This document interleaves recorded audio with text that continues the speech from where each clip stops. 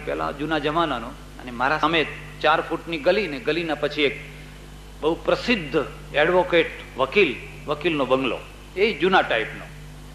અને એ વકીલ છે ને એ પાછો ત્યારે જનસંઘ, તે જનસંઘનો પાછો આખો બહુ મોટો નેતા, એટલે બહુ રાજકારણમાં બહુ પહોંચેલો માણસ. પણ પતિ પત્ની એવા લડે. હવે 4 ફૂટમાં અમને ખબર પડી જાય, અમારે ના જાણવું હોય તોય ખબર પડી જાય. શું ખબર પડી જાય? પેલો રેડિયો છે ને, એ રેડિયો નીચે ચાલ્યો જાય એટલે સમજવાનું ઝઘડો થયો છે, અને પાછો ઉપર આવી જાય એટલે સમજવાનું સંધિ થઈ ગઈ છે. લડે, પેલો લોજમાં ખાઈ આવે, કંઈ કરે, 2 દાડા લોજમાં ખાય, આમ ખાય તેમ ખાય, પછી પાછા હતા એના. એ તો ઈશ્વરે તમારું દાંપત્ય તમારા ડાપણથી નથી ચાલતું, ભગવાને મૂકેલા આકર્ષણ સિદ્ધાંતથી ચાલે છે. જો અપાકર્ષણનો સિદ્ધાંત મૂકી દીધો હોત ને તો ભેગું કરો તોય ના થઈ શકે. વચ્ચે વાત છે એટલે થોડો વિષયાંતર કરીને પણ તમને કહું છું. કેટલીક વાર ઘણા પ્રયત્નો પછી પણ 2 માણસો, એમાં 2 સ્ત્રી પુરુષો અથવા 2 સ્ત્રીઓ અથવા 2 પુરુષો, એમનો મેળ નથી ખાતો હોતો. કેમ? એનું કારણ શું છે? મને પરદેશમાં જાણવા મળ્યું. એક સાયન્ટિસ્ટે, એક વૈજ્ઞાનિકે મને આ વાત સમજણ પાડી. મને કહે છે જેમ રેડિયોની જુદી જુદી ફ્રીક્વન્સીઓ હોય છે, અમદાવાદના નિશ્ચિત પોઈન્ટ ઉપર મૂકો તો જ અમદાવાદનું સ્ટેશન સંભળાય, રાજકોટ ઉપર મૂકો તો રાજકોટનું સંભળાય. એની નિશ્ચિત ફ્રીક્વન્સી હોય છે, એના નિશ્ચિત નંબર હોય છે. એમ પ્રત્યેક પુરુષના અને પ્રત્યેક સ્ત્રીની નિશ્ચિત ફ્રીક્વન્સી હોય છે, નિશ્ચિત ફ્રીક્વન્સી હોય છે. અને નિશ્ચિત ફ્રીક્વન્સી પ્રમાણે જ્યારે મેળ આવનારી 2 ફ્રીક્વન્સીઓ ભેગી થાય ને, તમે લડાવી મારો તો એ ભેગા ને ભેગા રહેવાના, એ કદી જુદા થવાના. કારણ કે એમના શરીરમાંથી નીકળનારી જે ફ્રીક્વન્સી એ બેયની મળતી આવી છે, ને બેયની મળતી આવી છે એટલે હવે બેયનો મેળ પડી ગયો છે. કંઈ એમને ઉપદેશ નથી આપવો પડ્યો, કંઈ સમજાવવું નથી પડ્યું, કશું નહીં. બેય સારી રીતે. અને ફ્રીક્વન્સી જો ઊંધી થઈ ગઈ તો હવે ધક્કા મારીને બેયને ભેગા કરવા માંગો તો એ થઈ શકતા આ છે. એટલે માણસની સાથે એક નિશ્ચિત પ્રકારની ફ્રીક્વન્સી છે, અને ફ્રીક્વન્સીમાં એનું વ્યક્તિત્વ પ્રગટે છે.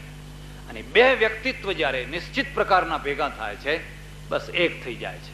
પણ એ વ્યક્તિત્વ, એની ફ્રીક્વન્સીઓ જ્યારે જુદી જુદી પડી જાય છે, એક ટાઈમ એવો આવશે, કદાચ એવો ટાઈમ આવશે ને વૈજ્ઞાનિકો છે ને એ આ રેડિયોની ફ્રીક્વન્સીની માફક જ માણસોની ફ્રીક્વન્સી પણ ખોળી કાઢશે.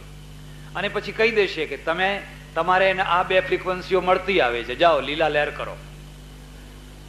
એટલે ઘણા દુઃખો મટી જશે, ઘણી ઉપાધિઓ મટી જશે. અને કહી દેશે કે જોજો હો, તમારે એની ફ્રીક્વન્સી મળતી નથી આવતી. એટલે આ દાંપત્ય છે ને, પતિ અને પત્ની બંને રહે અને બંને એકબીજાને સુખી કરે, શાંતિથી જીવન ભોગવે. હવે એ તો તમારું જીવન છે, એના સાથેનો સંબંધ તો માં તો કદાચ મરી જાય, કદાચ જુદા રહેવાનું થાય, પણ પતિ અને પત્ની એ તો એક ઢાલ છે, એક ઓથ છે, એક છાયા છે. આ બીજી મહત્વનો સંબંધ છે. એટલે હું તમને એટલું જ કહું છું, જેનો હાથ પકડ્યો હોય ચોરીમાં એને નિભાવી જાણજો. કોઈ ગંભીર કારણ વિના, કોઈ મહત્વના કારણ વિના એકબીજાને તરછોડશો નહીં, એકબીજાને દુખી ન કરશો. અને 2 એકબીજા જો હળી મળીને રહેવા માંગતા હોય તો તમે મા બાપ થઈને વચ્ચે દુશ્મન ના થશો. ઘણી વાર એવું બનતું હોય કે પેલોય રાજી હોય ને પેલીએ રાજી હોય ને 2 બિચારા મળવા માંગતા હોય, પણ મા બાપ દુશ્મન થયા હોય. એમને શું? અને દુશ્મન થવાનું કારણ શું? કે તારે ત્યાં પેલી 4થી વખતે જે લગ્ન થયું ત્યારની લાણી બાકી છે. પેલી વખતે અમને નોતરું નતું આપ્યું. અલ્યા ભાઈ, નોતરું નતું આપ્યું એમાં આ 2નું જીવન શું કામ બરબાદ કરો છો? એ બધું ગણી ચોપડે બધું લખી રાખ્યું. ઉદાર થજો, કોઈના જીવનને ધમરોડશો નહીં, રગદોડશો નહીં. ઈશ્વર તમારા ઉપર કોપાયમાન થશે, કોઈના આંસુ તમારા નિમિત્તે પડી રહ્યા છે. પણ મારે એ ચર્ચા નથી કરવી. મારે તો ત્રીજી ચર્ચા કરવાની છે, જેનો આજ પ્રસંગ છે. અને એ શું છે? એક ત્રીજી સ્ત્રી છે. એ સ્ત્રી કેવી?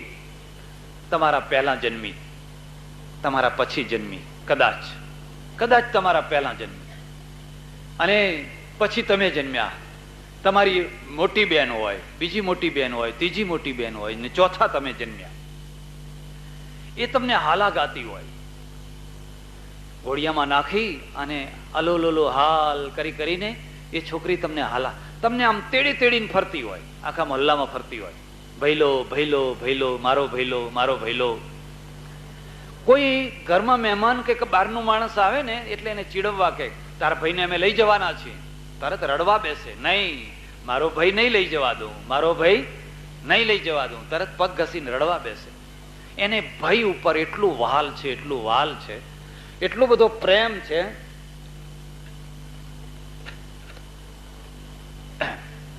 એટલે પગ ઘસીને રડે છે. જોજો તમે છોકરીઓને જોજો, એમના ભાઈઓને કેવી રમાડતી હોય છે. કોઈ ભાઈને છોકરી રમાડતા જોયો તમે? બહુ ઓછું, ભાગ્યે જ. એ રોતી હોય, રખડતી હોય, ગમે તે હોય, અરે એ તો બિચારી છોકરીના ભાગનું હોય તો ભાઈ પડાવીને ખાઈ લે. પાછા ભાઈ તો બહુ જબરા, જો એના ભાગની બિસ્કીટ આપી હોય ને તો પેલો ભાઈ એને પડાવીને ખાઈ લે, અને પેલીને બિસ્કીટ આપી હોય ને કંઈકથી એના ભાઈ માટે રાખી મૂકે, બધી ના ખાય, આટલી રાખી મૂકે, મારા ઘેર જઈને મારા ભાઈને આપીશ. હવે આ છોકરી મોટી થાય, ભૈલો ભૈલો ભૈલો. એટલે આપણા ત્યાં એક ખાસ શબ્દ છે ભાઈના માટે, શબ્દ છે વીર, છે ને, વીરા, ખાસ શબ્દ મૂકેલો છે. કેમ મૂકેલો છે? પછી એ છોકરી મોટી થાય, મા બાપ પરણાવી દે, ઘણું સારું કરવું હોય. અને હું તમને એક તમારા સંસારની વાત કરું છું, જેટલું તમે સારામાં સારું જોઈને ખોડશો ને એટલું જ કોવાયેલું નીકળશે. અનુભવ કરવો હોય તો કરજો. તમે 7 ગરણે પાણી ગાળ્યા હોય, ગાડી ગાડી ગાડી ગાડી ગાડી ને પછી કેટલાય પાણી ફેલ કરી નાખ્યા હોય ને છેવટમાં પછી એક પાણી પીધું હોય ને એ જ કડવું નીકળે. અરે રે, આવી ખબર પહેલા, હવે શું કરવું? આવી ખબર પહેલા હોત ને તો તમે ભગવાન જ થઈ જાત ને, પણ ખબર નથી એટલે તમે જીવ છો. એટલે તો આપણે અલ્પજ્ઞ છીએ, અલ્પજ્ઞ છીએ, એટલે તો આપણે ભગવાનને હાથ જોડીને કહીએ છીએ, પ્રભુ અમે કંઈ ભૂલ કરીએ તો સુધારી લેજે. હું અનુભવ પછી તમને કહું છું. કોઈ મહત્વનું કાર્ય કરવા નીકળો ને ઈશ્વરને પ્રાર્થના કરો. ભેંસ લેવા નીકળો તોય ભગવાનને પ્રાર્થના કરો, ભગવાન જો હું કોઈને છેતરું નહીં, પણ મને કોઈ છેતરી ના પાડે. દેખાવમાં એવી અલમસ્ત હોય, લઈ જાઓ લઈ જાઓ લઈ જાઓ લઈ જાઓ કરીને આપે ને પછી આયા પછી ખબર મારે કોઈને છેતરવો નથી. 4000 ની ભેંસ હોય તો મારે 4005 રૂપિયા આપવા છે, પણ મને કોઈ ના છેતરે ભગવાન, મને કોઈ ડોબું ના પધરાવી દે. ગમે દીકરીના લગ્ન કરવા નીકળો, દીકરાના લગ્ન કરવા નીકળો, દુકાન કરવા નીકળો, વ્યાપાર કરવા નીકળો, નવું નવું કંઈ પણ કરવા નીકળો ને, અને તમને એમ લાગે કે મારી બુદ્ધિ પૂરું કામ કરી શકતી નથી, ત્યારે તમે ભગવાનને, તમારા ઈષ્ટદેવને જઈને પ્રાર્થના કરી, પ્રભુ મારી અક્કલ કામ નથી કરતી, તું મને પ્રેરણા આપજે. ધિયો યો નઃ પ્રચોદયાત. ભગવાન કે હું પ્રેરક છું, પણ જો પ્રેરણા માગે તો તું પ્રેરણા માગે ને તો હું તને પ્રેરક છું. અને તમે જોજો, તમે કુવામાં પડવા તૈયાર થયા હશો ને, પણ ભગવાનને પ્રાર્થના કરીને નીકળ્યા હશો ને તો ભગવાન હાથ પકડીને પાછો ખેંચી લેશે. આ સંબંધ કરવા જેવો નથી. ગાડા, અરે આવું ઘર ક્યાં મળવાનું હતું? જો ને મોટર છે, ફલાણું છે, પણ હાથ પકડીને તમને પાછો ખેંચી લે. એવું કંઈક બનાવી દે એ સંબંધ તમારો ના થાય, તમને દુઃખ થાય. અરે રે, આજ સંબંધ થયો હોત તો સારું હતું. પછી 6 મહિને 12 મહિને ખબર પડે, ઓહો ભગવાને બચાવી લીધા હો. જો તે દિવસે ભગવાને ના બચાવ્યા હોત તો ખાડામાં જ પડવાના હતા. જિંદગી તો અનુભવની વસ્તુ છે, અને જેમ જેમ તમે અનુભવ કરો એમ એમ તમારા સાથે જોડાયેલી કોઈ પ્રબળ શક્તિ છે ને, એ પ્રબળ શક્તિ સાથે ને સાથે ચાલી રહી છે એનો અનુભવ થયા કરે. અને જેને ઘણી વાર અનુભવ થયો હોય ને એ તો ડગલે ને પગલે કે પ્રભુ જોજે હો, મને અહંકાર ના થાય, મને મોહ ના થાય, તું પ્રેરણા કરજે. જો અમે ખોટા રસ્તે જતા હોય તો બચાવી લેજે. પણ કેટલીક વાર માણસો છે ને એ ભગવાનને ભૂલી જતા હોય છે. થોડો અહંકાર ચડી જાય, પૈસાનો, ફલાણાનો ફલાણાનો, આમ કરી નાખું, તેમ કરી નાખું, ફલાણું કરી નાખું, આ તો આમ કરવું જ પડે. અને આવા લગ્નના પ્રસંગમાં પણ એવા દબાણમાં વશ થઈ જાય અને પછી સંબંધ બાંધે. સંસ્કૃતમાં દીકરીનો અર્થ છે દુહિતા. દુહિતા એટલે એનો છોકરો હોય એને દૌહિત્ર કહેવાય. દુહિતા, દૂરે હિતા ઇતિ દુહિતા. જેટલી દૂર એટલું સારું. ઊંઝામાં તો ગામમાં ને ગામમાં સારું, જો કે સારું ખરું, નહીં સારું ખરું, કે રોજ એના દુઃખ જોવા ને ગામમાં હોય તો શું થાય કે રોજ એના દુઃખ જોવા. એમાં કેટલાક ઘર એવા હોય કે છોકરીને ભૂખે મારતા હોય પણ તમે એને ખવડાવી ન શકો. જો ખવડાવવા જાઓ તો એનું પાછું જીવન બગાડી નાખે. એટલે તમારે એ નજરે નજરે જોવું. દૂરે હિતા દુહિતા, એટલે 25-50 ગૌ દૂર પરણાવી હોય તો પછી એના સુખ દુઃખ બહુ જોવા નહીં, જાણવા નહીં. એટલે એની મેળે ત્યાં રહેતી હોય ને જીવન કરતી હોય પૂરું. કોઈ વાર ખ્યાલ આવે કે હવે આ દીકરી આવવાની છે, શું છે કે કોઈ વાર.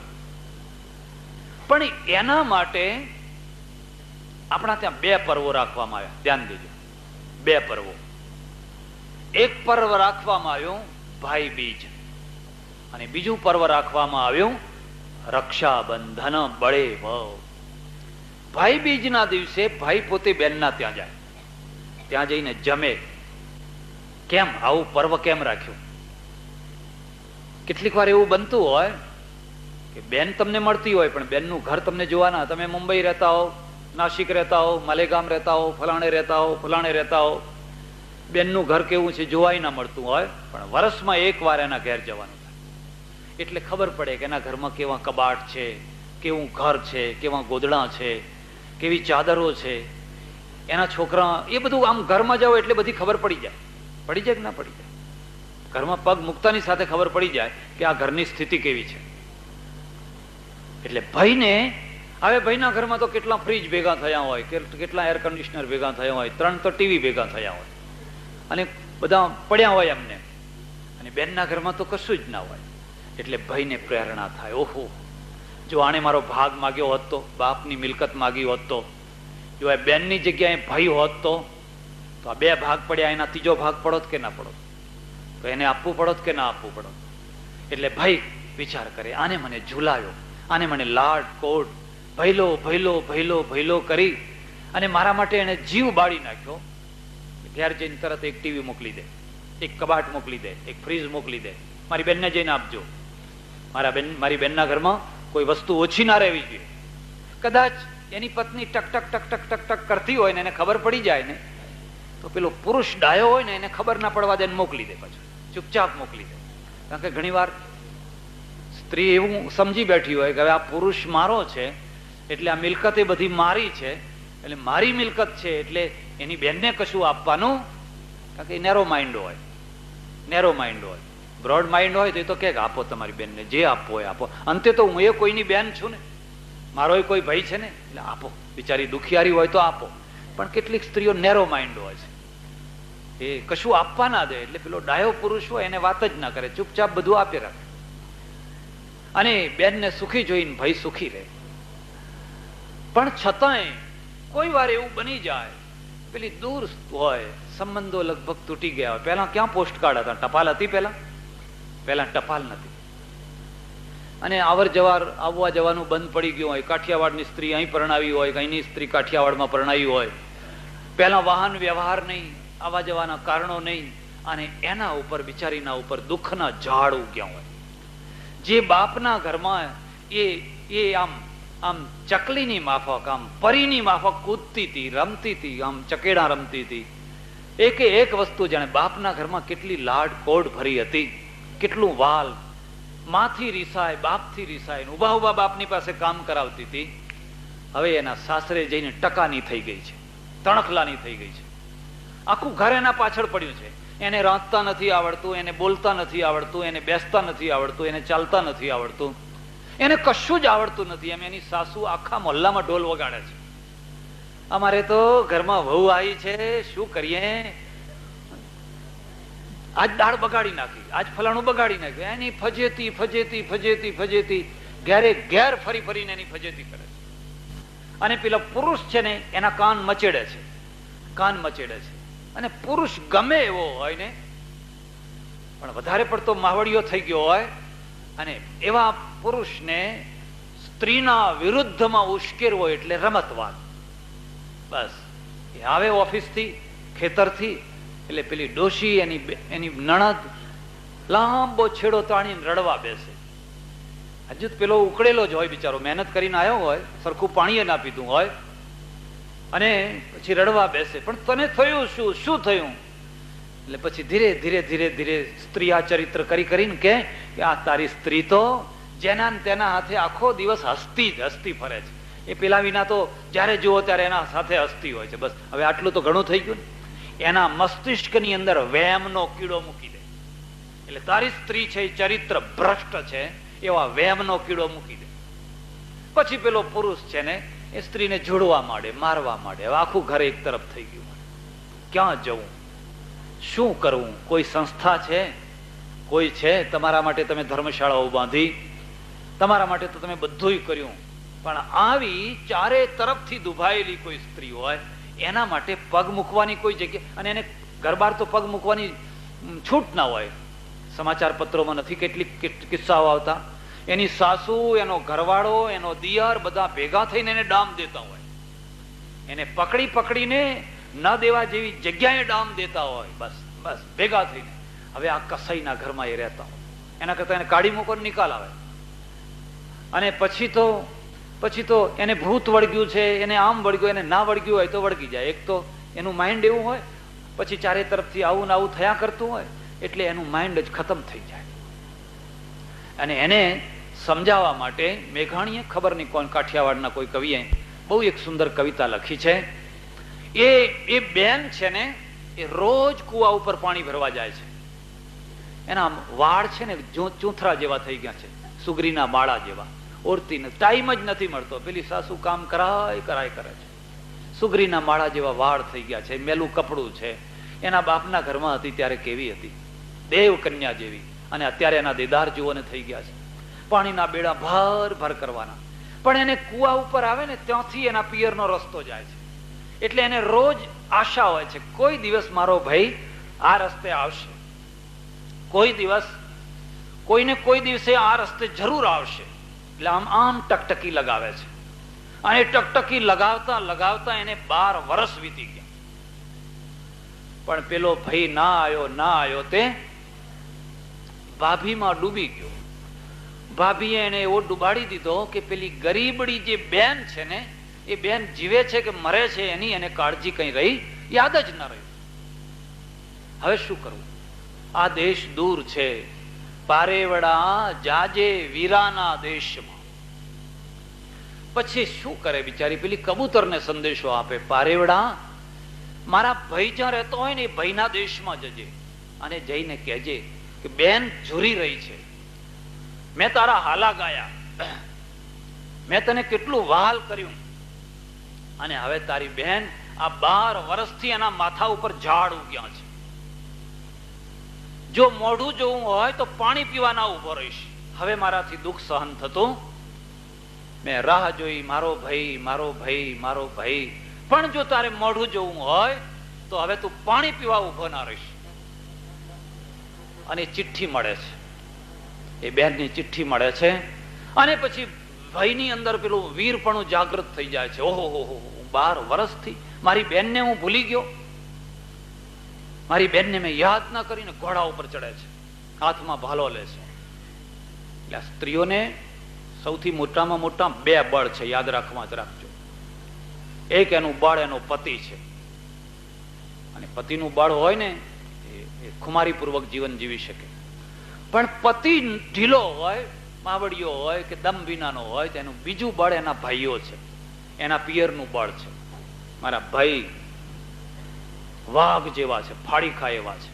એ છોકરી ઉપર હાથ તો ઉપાડી જુઓ, એ કોઈ રેંજી પેંજીની છોકરી નથી, ગમે તેની હાલી મવાલીની છોકરી નથી કે તમે ગમે એમ હાથ ઉપાડી શકો. વાઘ જેવા છે, ફાડી ખાય એવા છે.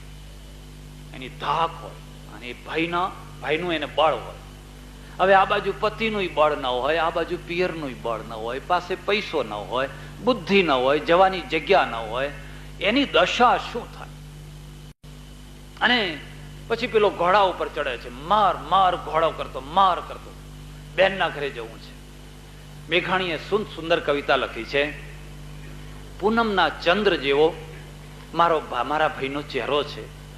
એ આવશે ને તે દિવસે હું પાપડ શેકીશ, એને ખવડાવવા માટે લાપસી રાંધીશ મારા ભાઈના માટે. એને મનમાં કેટલા ભાવ થાય છે. પણ ભાઈ તો ભૂલી ગયો છે.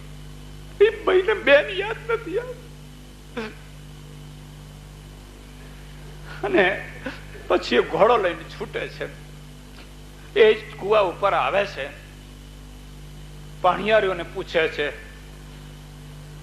મારી બેન ના સમાચાર જાણો છો? કોઈ બતાવે છે કે હા, પેલું ચિતા બળી રહી, જો સ્મશાનમાં પેલી ચિતા બળી રહી છે. પડપડ પડપડ જા, તારી બેન ભાઈ ભાઈ કરીને મરી ગઈ, મારો ભાઈ કરીને મરી ગઈ, જા એ ચિતા. આવું ના થાય એટલા માટે આ રક્ષાબંધન નું પર્વ રાખ્યું. તમને હાલરડા ગાનાર, તમારા હાલા ગાનાર, તમને વહાલ કરનાર કોઈ અભાગણી બહેન ઝૂરતી ના હોય, દુખી ના થતી હોય, એનું પીઠ બળ બનજો. એને એના ઘરની ખબર લેવા જજો. એને કોઈ રીબાવતું ના હોય એટલે બહેન એને રક્ષા મોકલે. મારા ભાઈના હાથે જુગ જુગ જીએ, કાયમ કાયમ જુગ જુગ જીવે મારો ભાઈ.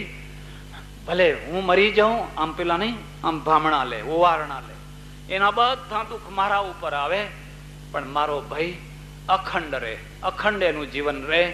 આજે ભાઈ અને બહેનનું આ પર્વ છે. અને એટલે આપણે રક્ષાબંધનનું પર્વ ઉજવીએ છીએ. મારે વધારે ચર્ચા નથી કરવી, થોડા ભાવાવેશમાં તણાઈ ગયો. હું તમને એટલું જ કહું છું, પતિ અને પત્નીનું દાંપત્ય તમે સુખપૂર્વક ભોગવજો, પણ બહેનને ના ભૂલશો. તમારી બહેનનો ફોટો ઘરમાં રાખજો, એના ભાણેજાને યાદ રાખજો, પ્રસંગ ઉપર બોલાવજો, સમય ઉપર બોલાવજો અને એને મદદ કરજો. કૃષ્ણ કનૈયા સદગુરુ ઉમિયા નમઃ પાર્વતી પતે હર હર મહાદેવ.